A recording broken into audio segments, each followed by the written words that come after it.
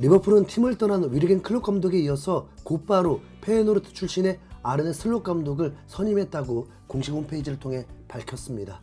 이미 클롭 감독은 자신의 마지막 경기였던 지난 울버햄튼전에서 승리한 이후에 팬들 앞에서 마이크를 잡고 노래를 부르면서 아르네 슬롯 하면서 슬롯 감독을 환영하는 노래를 부르기도 했었죠. 유럽의 이적 전문가인 로마노 기자는 클롭 감독에 의해서 슬롯 감독이 리버풀의 새 감독으로 발표됐다라면서 이 소식을 전하기도 했고요. 원래 클롭 감독의 계약은 2026년까지였지만 클롭 스스로가 에너지의 소진을 느끼면서 자신의 의지로 중도 하차를 결정했는데요. 2001년에 감독 커리어를 시작해서 2024년까지 23년의 시간 동안 단 3개의 팀을 맡으면서도 21세기를 대표하는 최고의 명장으로 평가받는 클롭 감독의 대단한 우승 기록들에 대해서는 굳이 다시 짚지 않아도 많은 분들이 아실 겁니다. 그래서 이번에는 그의 유년 시절부터 살펴보면서 어떻게 클롭 감독은 항상 자신이 맡은 클럽과 아름다운 이별을 할 수 있는 건지 그 비밀에 대해서 알아보려고 합니다. 클롭 감독은 1967년 6월 16일에 독일의 슈투트가르트 지역에 속한 작은 동네인 글래튼이라는 곳에서 태어났습니다. 이 글래튼으로 가려면 전 세계에서 손꼽히는 명소인 블랙 포레스트를 지나게 되는데 이곳은 너무나 숲이 울창한 나머지 어두울 정도라서 검은 숲이라는 별명이 붙은 곳으로 세계에서 가장 아름다운 자연 경관 중 하나로 매우 신비로운 매력이 있다고 하는데요.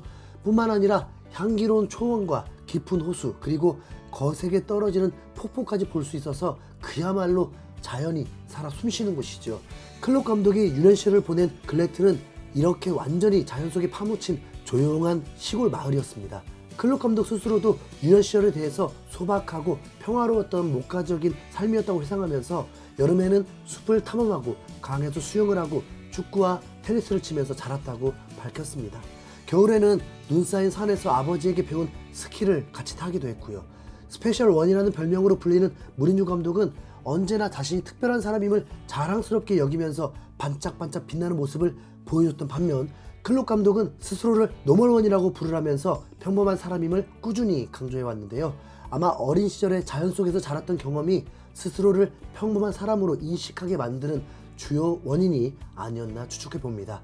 그러나 클롭은 자신이 스스로를 묘사한 것처럼 평범하기만 한 인물은 결코 아니었죠.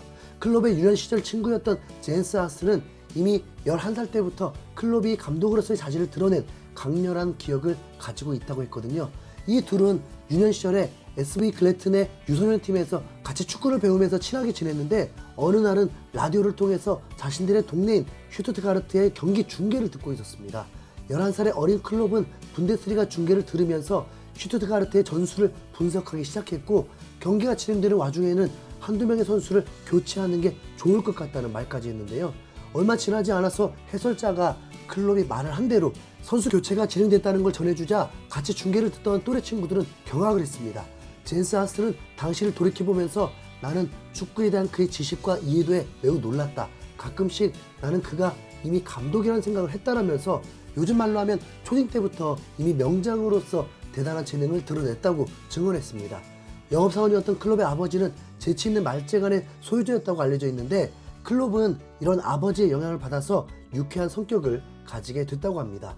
클롭의 아버지인 노베르트는 어린 클롭을 데리고 산에 올라가서 스키를 가르치기도 하고 테니스 코트에 데려가 테니스를 가르치는 등 스포츠에 대한 열정까지 심어줬습니다. 클롭 감독은 2018년에 한 잡지와 나눈 인터뷰에서 내 아버지는 인내심이 많지 않았다. 그가 원하는 만큼 잘 해내지 못했을 때는 분위기가 불편해졌다. 그는 타고난 코치였다. 훈련 교관 정도가 아니라 매우 엄격한 감독이었다라면서 아버지가 어릴 때부터 자신을 엄격하게 대하면서 강하게 훈련시켰다고 밝히기도 했죠. 이런 아버지의 영향을 받아서 성장한 클롭은 고등학교 1, 2학년이 될 무렵부터 비로소 리더십을 드러내기 시작했다는데요. 에르겐 징겐의 유소년 팀에 소속되어 있을 때 동네에서 유명한 유소년 코치였던 발터 바우어가 클롭을 팀의 주장으로 임명했습니다. 190cm가 넘는 훌륭한 피지컬을 갖고 있다 보니까 자연스럽게 스트라이커 포지션을 맡게 됐지만 클롭 감독 스스로는 자신의 축구 실력에 대해서 상당히 냉정한 평가를 내린 바가 있습니다. 나는 1부 리그 수준의 두뇌와 4부 리그 수준의 발을 가졌다. 그래서 종합적으로 2부 리그 수준의 축구 선수였다라면서 육체적인 능력은 하부 리그 수준이지만 뛰어난 전술 이해도와 축구 지능을 통해서 2부 리그에서 뛸 만한 선수였다고 자평한 겁니다. 이런 평가는 매우 정확해서 실제 클롭 감독은 선수 시절 내내 2부 리그였던 마인츠에서 11년간의 긴 커리어를 이어갔죠. 심지어는 중간에 스트라이커를 포기하고 수비수로 포지션을 변경해야만 했습니다. 자신도 인정했듯이 4부 리그 수준의 발로는 2부 리그에서 공격수로 활약하기에 부족함을 절실히 느꼈기 때문이 아닐까 싶네요.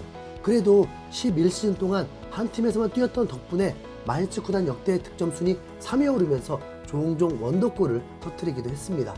그러던 클럽 감독은 소속팀인 마인츠가 한 시즌에 감독을 3명이나 잘라버리는 상황에서 구단의 제안으로 감독직을 시작하는데요. 00-01 시즌 후반기에 마인츠는 3부 리그로 강등을 걱정해야 하는 위기 속에서 12경기를 남겨놓고 있던 상황이었죠. 전임 감독들은 성적 부진으로 팀을 떠나고 2군 팀 감독까지 급하게 끌어다 썼지만 강등권에서 벗어나지 못하자 지푸라기라도 잡는 심정으로 당시 선수였던 클롭에게 선수 겸 감독직을 제안했던 겁니다. 그러자 클롭은 선수 겸 감독이라는 애매한 직책은 이도저도 안 될 것 같다고 판단을 내리고 과감하게 선수 은퇴를 결정한 뒤 코칭 경험 하나 없이 곧바로 마인츠 감독으로 부임합니다. 그리고 첫 7경기에서 6승이라는 성적을 거두면서 팀의 성적을 14위까지 끌어올렸고 2부 리그 잔류에 성공했습니다. 선수가 은퇴하자마자 바로 맡은 감독직이었지만 11살 때부터 빛났던 그의 천재적인 축구 지능이 제대로 진가를 드러내는 순간이었죠. 이어서 이제는 개겐 프레싱이라는 이름이 붙은 특유의 압박 전술을 마인츠에 이식하면서 당시 기준 마인츠는 창단 이후 90년이 넘도록 단 한 번도 1부 리그에 올라간 적이 없던 2부 리그 중위권 수준의 팀을 3년 만에 1부 리그로 승격시켜 버립니다. 물론 그 전까지 승점 1점 차, 골득실 1점 차로 2번이나 승격 기회를 놓치기도 했지만 끝까지 포기하지 않고 3-4번 도전한 끝에 마인츠를 창단 99년 만에 1부 리그까지 올려놓는 기적과 같은 일을 해낸 건데요. 제가 세상에서 가장 똑똑한 감독은 아닐지도 모르겠지만 아마 가장 열정이 넘치는 감독일 것입니다 라는 클롭 감독의 유명한 언어처럼 그런 마인츠, 도르트문트, 리버풀에서 모두 엄청난 열정으로 불가능한 업적을 이루어냈습니다. 그렇게 떠나는 클롭 감독을 대하는 팬들 역시 진심 어린 박수로 그를 보내줄 수 있는 거고요. 토트넘 역시 엔지 감독과 이제 첫 시즌을 보내면서 누군가는 길이 이하였다는 평가를 할 수도 있겠지만 리버풀 구단과 팬들이 클롭 감독을 믿어줬듯이 우리도 엔지 감독과 캡틴 손흥민을 믿고 무한한 응원과 지지를 보내주면 좋을 것 같습니다. 마인츠에서도 2번이나 승격에 실패했지만 결국 3번째 1부 리그 승격을 했고 도르트문트에서도 3년차에 바이에른 꺾고 리그 우승을 차지했던 클롭 감독은 리버풀에서도 첫 리그 우승컵을 들기까지 4년이 넘는 시간이 걸렸거든요. 엔지 감독 역시 첫 시즌에는 5위였지만 손흥민이 굳게 믿고 따르려고 하는 만큼 다음 시즌 유로파리그 우승을 노리고 또 열렬한 응원을 보내도록 하겠습니다. 이상 흰수염고래였습니다. 감사합니다.